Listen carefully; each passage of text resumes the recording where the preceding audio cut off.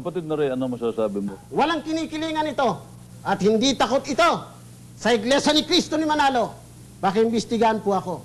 At sa inyo po, Ginoong Eranio Manalo, ngayon ko na pag-isip-isip, lahat ng ginagawa ng inyong mga katulong at mga miyembro sa iglesyang yan, hindi mangyayari ho yan kung hindi nyo iniuutos at wala kayong basbas.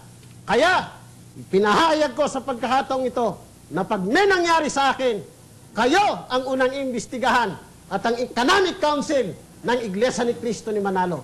Bilang paalaala, Renante, kung aayaw mo na mabulgar sa maraming mga tao, sa buong Pilipinas, kung sino ka, kung ano ang uri ng mga pinaggagawa mo, kaya kay tiniwalag sa iglesia, alam mo na dapat mong gawin. Di subukan mo at malalaman ng buong mundo naman yung kabalbalang pinaggagawa nyo riyan. Subukan mo, sige. Ugaling baboy, ugaling aso. Ayan. Bobo!